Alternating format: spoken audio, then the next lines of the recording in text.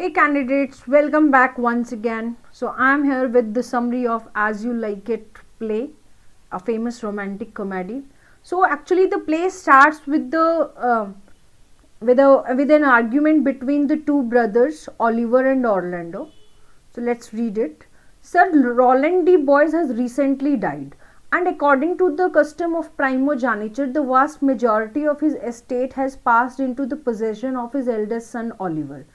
तो Rowland D boys अभी recently मर चुके हैं, तो उनकी जो पूरी एस्टेट जो है, उनकी पूरी जो प्रॉपर्टी है, वो प्राइमोजानेचर के अकॉर्डिंग जो कस्टम है, यानी कि बड़ा बेटा ही पूरी उसका उत्तराधिकारी बनेगा जायदाद जमीन का, तो वो ऑलिवर बन जाता है. Although sir Roland has instructed Oliver to take good care of his brother Orlando, Oliver refuses to do so. Out of pure spite he denies Orlando.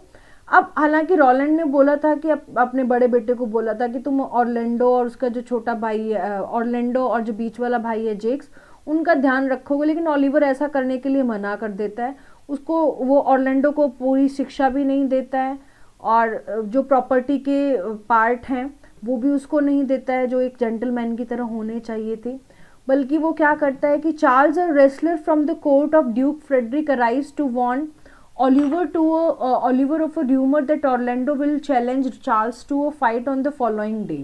Fearing censure if he should beat a nobleman, Charles begs Oliver to intervene, but Oliver convinces the wrestler that Orlando is a dishonorable sportsman who will take whatever dastardly means necessary to win. Charles vows to pummel Orlando, which delight Oliver. अब तभी क्या आता है, Charles एक wrestler है, वो आता है जो कि ड्यूक फेडरिक के कोर्ट से एक रेसलर है. वो वार्निंग देने के लिए आता है उसको, ऑर्लैंडो को, कि ऑर्लैंडो तुम मुझे जो चैलेंज दे रहे हो कि तुम मुझे हरा दोगे, तो मैं बहुत अच्छा खासा रेसलर हूँ और तुम हार जाओगे. लेकिन ऑलिवर जो है, ठीक है, ऑलिवर क्या चाहता है, ऑलिवर तो वो अपने भाई को प्यार नहीं करता है, अपने छोटे वाले भाई को. वो बल्कि क्या करता है कि उसको और उकसा देता है और कहता है कि अरे नहीं नहीं चार्ल्स, तुम्हें पता नहीं है कि ऑर्लैंडो तो एक बहुत बड़ा अच्छा खासा डिसऑनरेबल स्पोर्ट्समैन है, वो तो कुछ भी करेगा तुम्हें हराने के लिए, और वो तुम्हें हरा के ही मानेगा. क्योंकि वो क्या चाहता है कि ताकि चार्ल्स प्रोवोक हो जाए, और चार्ल्स प्रोवोक होने पर क्या है, चार्ल्स फिर क्या करता है, ऐसे कसम खा लेता है कि चाहे कुछ हो जाए मैं ऑर्लैंडो की हड्डी वसलियाँ तोड़ दूंगा. और इससे ऑलिवर क्या है, काफ़ी खुश होता है. Duke Senior has been usurped of his throne by his brother Duke Frederick and has fled to the forest of Arden. बेटे आर्डन की स्पेलिंग रॉन्ग लिखी हुई, इसमें डबल एन ई नहीं होगा, एन तक आप स्पेलिंग को रीड करें. Arden where he lives like Robin Hood with a band of loyal followers. अब ड्यूक सीनियर जो है उसको बैनिश कर दिया गया है, और वो जो फॉरेस्ट ऑफ आर्डन है वहाँ जाकर रहने लग गया रॉबिन हुड की तरह, और साथ में उसके कुछ लॉर्ड्स भी आ रखे हैं जो उसको फॉलो कर रहे हैं. Duke Frederick allows Senior's daughter Rosalind to remain at court because of her inseparable friendship with his own daughter Celia. अब लेकिन ना ड्यूक फ्रेडरिक क्या करता है कि रोजलिन को नहीं बैनिश करता है, क्योंकि उसकी जो बेटी है, उसकी खुद की जो बेटी है, उन दोनों के बीच में बहुत गहरी दोस्ती है, और उसकी बेटी, खुद की बेटी का नाम है Celia. The day arrives when Orlando is scheduled to fight Charles and the women witness Orlando's defeat of the court wrestler. अब फिर वो रेसलिंग का दिन आ जाता है, तो वहाँ पर रोजलिन भी बैठ के देख रही है, सीलिया भी बैठ के देख रही है उस फाइट को, और चार्ल्स को हरा देता है ऑर्लैंडो. तो इससे क्या होता है ना, रोजलिन और ऑर्लैंडो एक ही, मतलब एक दूसरे से नजरें मिलते हैं, दोनों एक दूसरे के प्यार में पागल हो जाते हैं. हालांकि रोजलिन इस सीक्रेट को किसी को नहीं बताती है, सिर्फ सीलिया को बताती है. और ऑर्लैंडो घर पर आ जाता है रेसलिंग मैच के बाद, लेकिन घर आता है तो only to have his faithful servant Adam warn him about Oliver's plot against Orlando's life. और जब वो घर आता है तो तब उसको एडम के थ्रू पता चलता है, जो कि उनका फेथफुल सर्वेंट है, कि ऑलिवर ने तुम्हारे अगेंस्ट प्लॉटिंग कर रखी है, और ऑलिवर तुम्हारी जान लेना चाहता है, ऑर्लैंडो की जान लेना चाहता है. तो ऑर्लैंडो डिसाइड करता है कि मैं ये सब कुछ छोड़ छाड़ के आर्डन के जंगलों में भाग जाता हूँ. आर्डन मैंने बताया बेटे, स्पेलिंग को आप थोड़ा सा इग्नोर करें, ARDEN है. तो ऑर्लैंडो अपनी सेफ्टी के लिए आर्डन के जंगल में चला जाता है. Without warning duke Frederick has a change of heart regarding. अब बिना किसी वार्निंग, लेकिन ड्यूक फ्रेडरिक को रोजलिन पसंद नहीं है. क्यों नहीं पसंद है? क्योंकि वो ड्यूक सीनियर की बेटी है. तो वो एक दिन क्या करता है, रोजलिन को भी बैनिश कर देता है कोर्ट से, और उसके बाद फिर वो भी डिसाइड करती है कि मैं भी फिर जाके जंगलों में रहना शुरू कर दूंगी। और फिर सीलिया भी उसके साथ भाग जाती है और दोनों साथ में क्योंकि वो उसके बिना रह नहीं सकती है। और उनके साथ में टचस्टोन नाम का जो फूल है वो भी, जो कि कोर्ट जेस्टर है, वो भी साथ में जाता है। To ensure the safety of their journey, Rosalind assumes the dress of a young man and takes the name Ganymede, while Celia dresses as a common shepherdess and call herself Eliana। तो Roslin एक mail बन जाती है, Ganymede नाम से disguise कर लेती है, वेश धारण कर लेती है। और जो सीलिया है वो एक पुअर गर्ल बन जाती है एलियाना नाम से। Duke Frederick is furious at his daughter's disappearance when he learns that the flight of his daughter and niece coincides with the disappearance of Orlando. The Duke orders Oliver to lead the manhunt, threatening to confiscate Oliver's lands and property should he fail।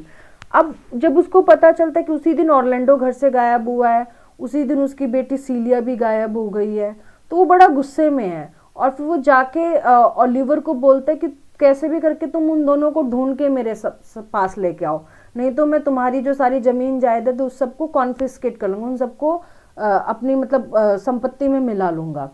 Frederick also decide it is time to destroy his brother once and for all and begins to raise an army.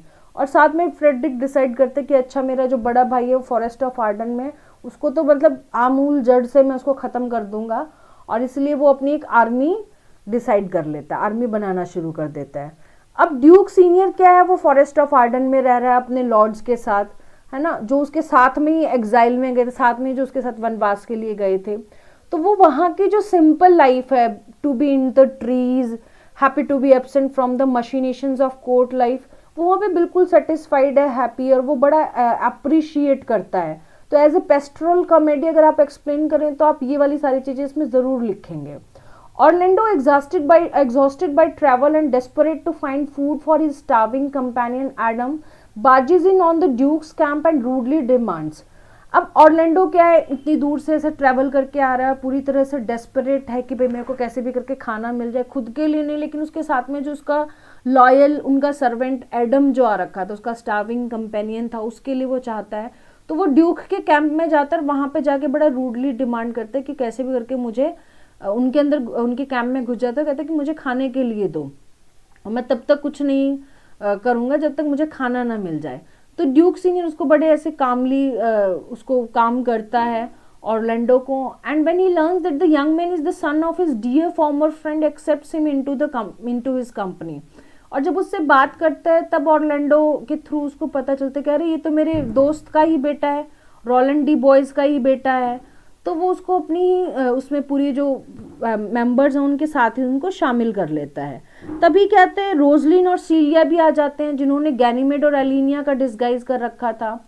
और वो एक love sick young shepherd named Silvius who pines away for the disdainful Phoebe, और वो मिलते हैं Silvius से। अब Silvius क्या है, वो कहते हैं कि मैं पागल हो चुकी हूँ, मैं बिल्कुल मतलब परेशान हो चुकी हूँ, मेरे पीछे ये जो फिबे नाम का जो प्यार कर रहा है मुझे, सिल्वियस जो है वो हु पाइन्स अवे, वो मतलब पूरी तरह से ऐसे पागल हो रखा है कि मुझे कैसे भी करके ना फिबे चाहिए। फिबे उसकी कौन है, एक शेफर्डस है जिससे वो बहुत प्यार कर रहा है पागलों की तरह। अब जो दोनों वुमेन है वो क्या करती हैं, एक नॉर्मल सी कॉटेज, एक कुटिया, एक झोपड़ी खरीद लेती हैं और फिर वहीं पर दोनों क्या है, Rosalind runs into the equally love sick Orlando, और वो दोनों वहीं पे रहते, लेकिन रोजलिन भी ऑर्लैंडो को याद कर करके लव सिक हो रखी है वहाँ पर। Taking her to be a young man, Orlando confides in Rosalind that his affections are overpowering him. और फिर क्या होता है, वहाँ पे ऑर्लैंडो की मुलाकात भी रोजलिन से हो जाती है, लेकिन रोजलिन तो क्या बनी हुई है, एक यंग मैन बनी हुई है। तो ऑर्लैंडो भी उसको बताता है कि कैसे एक रोजलिन नाम की लड़की के कारण उसका जो प्यार है वो मुझे ओवरपावर कर रहा है। अब Rosalind as Ganymede claims to be an expert in exercising such emotions and promises to cure Orlando of love sickness if he agrees to pretend that Ganymede is Rosaline and promises to come woo her every day। अब वो वैसे तो Ganymede बनी हुई है Roslin, लेकिन वो ऐसे प्रिटेंड करती है कि मैं एक लव ट्यूटर हूँ, मैं लव गुरु हूँ, तुम्हारी इस लव सिकनेस का मेरे पास सारा इलाज है और तभी तुम्हारी ये जो बीमारी है वो क्योर हो सकती है। तुम ऐसा प्रिटेंड करो, तुम ऐसा मानो कि भाई मैं ही रोजलिन हूँ और मुझे आके रोज मुझसे प्यार करो, मुझे घूरो, मुझे देखो, जो तुम्हें रोजलिन को बोलना है वो सारी प्यारी प्यारी बातें तुम मुझे बोलो। अब ऑर्लैंडो एग्री करता है और इस तरह से उनके लव लेसन्स बिगिन हो जाते हैं। Meanwhile Phoebe becomes increasingly cruel in her rejections of Silvius. When Rosalind intervenes disguised as Ganymede, Phoebe falls hopelessly in love with Ganymede. अब क्या है कि जो सिल्वियस है वो बेचारा पागल हो रखा है, वो बार बार ऐसे कि भाई फिबी मेरे को बार बार रिजेक्ट कर रही है, रिजेक्ट कर रही है, रिजेक्ट कर रही है, बड़ी एरोगेंट टाइप ऑफ शेफर्डस है। तो गैनीमेड फिर उसको समझाता है या फिर समझाती है भी बोल सकते हैं कि तुम्हें ऐसे करना चाहिए, ऐसे करना चाहिए। तो गैनीमेड क्योंकि एक मेल कैरेक्टर में, तो फीबे फीमेल है, तो वो उसके प्यार में पागल हो जाती है। One day Orlando fails to show up for his tutorial with Ganymede. Rosalind reacting to her infatuation with Orlando is distraught until Oliver appears. तो एक दिन क्या होता है, जैसे हर दिन ऑर्लैंडो आता है और गैनीमेड के सामने अपनी सारी बातें रख के जाता है, प्यार वाली रोजलिन वाली जो बात उसको बोलनी है, तो एक दिन वो नहीं आता है उस ट्यूटोरियल के लिए। तो रोजलिन ना अपने आउट ऑफ इन्फेचुएशन, जो अट्रैक्शन जो उसको ऑर्लैंडो के लिए हो रखी है, वो बड़ी परेशान हो जाती है और तब तक परेशान रहती है जब तक ऑलिवर वहां पर ना आ जाए। फिर Oliver describes how Orlando stumbled upon him in the forest and saved him from being devoured by a hungry lioness. और फिर ऑलिवर आकर बोलता है कि आज मैं इसलिए नहीं आ पाया क्योंकि ऑर्लैंडो है वो जंगल में आया हुआ था और उसको एक लायनेस, एक भूखी शेरनी थी, वो उसको पकड़ रही थी, उसके पीछे पड़ी हुई थी, मैंने उसको बचाया है, मेरे भाई को बचाया है। तो Oliver and Celia still disguised as the shepherd Aliena fall instantly love and agree to Mary.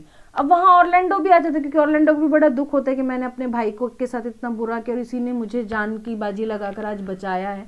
तो एलियाना भी ऑर्लैंडो के प्यार में पड़ जाती है, यानी कि सीलिया जो है वो भी ऑर्लैंडो के प्यार में पड़ जाती है। As time passes, Phoebe becomes increasingly insistent in her pursuit of Ganymede, and Orlando grows tired of pretending that a boy is his dear Rosalind. अब जैसे जैसे टाइम गुजरता है तो फीबे जो है वो बिल्कुल पूरी तरह से गैनीमेड के प्यार में पागल हो जाती है, उसको पाने के लिए पूरी कोशिश कर रही है, एफर्ट्स कर रहा है, फीबे जो है कर रही है फीबे, क्योंकि फीबे फीमेल है, गैनीमेड यहाँ पे मेल के रोल में। अब देखो ये कन्फ्यूजन हमें ही हो रहा है, तो एक कॉमिक एलिमेंट बनता है, तो ये कहीं ना कहीं कॉमिक एलिमेंट जब आप एज कॉमेडी जब आप बताते हैं तो उसमें भी आप ये चीज़ें इंक्लूड करें। और ऑर्लैंडो भी पागल हो चुका है कि भाई एक मेल के सबको मैं रोजलिन समझ के कब तक उसको ये प्यार करवाऊँ, कैसे उसके सामने प्रिटेंड करूँ, वो भी इस बात से टायर्ड ऑफ हो जाता है। तो रोजलिन डिसाइड करती है कि भाई मैं जो पूरा श्राद्ध जो है, हमने जो पूरा ऐसे मूक दर्शन जो बना रखा है ये, तो इसको अब मुझे एंड करना चाहिए। तो वो प्रॉमिस करती है कि तुम चिंता मत करो, गैनीमेड जो है वो फीबे से शादी कर लेगा, अगर गैनीमेड कभी किसी लड़की से शादी करेगा तो वो एक कंडीशन रखती है, क्योंकि फीबे को वो बोलती है कि तुम चिंता मत करो, अगर गैनीमेड कभी भी शादी करेगा ना, तो वो अगर किसी लड़की से शादी करेगा तो फीबे से ही करेगा, अगर गैनीमेड किसी लड़की से शादी नहीं करेगा तो फिर वो तुमसे भी नहीं करेगा। हाँ, और फिर वो एक प्लेज लेती है कि नेक्स्ट डे हम सभी ना वेडिंग अटायर में आएंगे सभी के सभी, और आज वेडिंग हो ही जाएगी। और वेडिंग का दिन आ जाता है। रोजलिन फिर सारे कपल्स को गैदर करती है, फीबे और सिल्वियस को गैदर करती है, सीलिया और ओलिवर को गैदर करती है, टचस्टोन और ऑड्रे मैंने आपको बताया था जब कैरेक्टर्स थे कि वो भी एक शेफर्डेस, एक गॉट हर्ड है जो शादी करना चाहती है टचस्टोन से, और ऑर्लैंडो इन सबको इकट्ठा करती है। The group congregates before Duke Senior and his men, तो ड्यूक सीनियर और उसके आदमी भी हैं वहाँ, उनके सामने सारे इकट्ठे हो जाते हैं। और रोजलिन अभी भी गैनीमेड के ही डिस्गाइज में है and remind the lovers of their various vows, और सभी जो अलग अलग सभी ने शपथ ले रखी थी उनको याद दिलवाती है। और तभी वो सिक्योर करती है एक फीबे से भी कि अगर if for some reason she refuses to marry Ganymede she will marry Silvius. और वो फीबे से भी एक कसम ले लेती है कि अगर मान लो गैनीमेड उससे शादी नहीं करेगा तो तुम मतलब वो मना कर देती गैनीमेड से शादी करने पे, तो फिर तुम्हें सिल्वियस से शादी करनी पड़ेगी क्योंकि सिल्वियस तुम्हें बहुत दिल से प्यार करता है। And a promise from the duke that he would allow his daughter to marry Orlando, और वो एक प्रॉमिस ड्यूक से भी ले लेती कि उसकी जो बेटी है उसकी शादी तुम ऑर्लैंडो से करवाओगे। अभी तक ड्यूक सीनियर को भी नहीं पता है कि जो गैनीमेड है वही रोजलिन है। इफ शी वर अवेलेबल, अगर वो वहां आ जाती है तो, और इतनी देर में गैनीमेड जाके अपना डिस्गाइज्ड रूप है उससे बाहर निकल के आ जाती है। फिर सीलिया भी अपना डिस्गाइज्ड रूप निकाल के बाहर आ जाती है, और साथ में उनके हाइमेन नाम का एक गॉड आता है, गॉड ऑफ मैरिज, वो भी साथ में आता है। और हाइमन फिर ऑफिशिएट करता है, सेरेमनी शुरू करता है शादियों की, और इस तरह से बहुत सारी शादियां हो जाती है। रोजलिन और ऑर्लैंडो की शादी हो जाती है, सीलिया एंड ओलिवर की शादी हो जाती है, फिबे और सिल्वियस की शादी हो जाती है, और ऑड्रे और टचस्टोन की शादी हो जाती है। और इस तरह से जो फेस्टिव वेडिंग सेलिब्रेशन है is interrupted by even more festiveness. तो सब कुछ अच्छा अच्छा हो रहा है, तभी और भी अच्छी खबर आती है। क्या आती है कि ड्यूक सीनियर की जो आर्मी है जिसके ऊपर अटैक करने के लिए ड्यूक फ्रेडरिक जो आना था, वो भी साथ में ही आता है वहां पर। और उसके साथ में एक होली मैन है, एक सेंट है, जो कन्विंस कर लेता है कि ये जो मोह माया इस सब से तुम छूट जाओ और एक मोनेस्टिक लाइफ जियो, एक मतलब सेंट की लाइफ जियो। और इस तरह से वो उस चीज़ को अडॉप्ट कर लेता है। और फाइनली क्या, फ्रेडरिक अपने सारे रास्ते जो है, उसने जो गलत रास्ते अपनाए थे उनको छोड़ देता है and returns the throne to duke senior. और ड्यूक सीनियर को जो उसका सिंहासन है वापस लौटा देता है। और जितने भी गेस्ट हैं वहाँ पर वो सभी डांसिंग कर रहे हैं, happy in the knowledge that they will soon return to the royal court. और सब जगह म्यूजिक है, डांस है, fun and frolic environment, and in this way there is a very happy ending. And Rosalind आती है, वो happy लोग बोलती है कि क्या आपने एंजॉय किया, did you like it as you like it. तो इस तरह से ये स्टोरी एंड हो जाती है। Thank you and have a great day, keep preparing.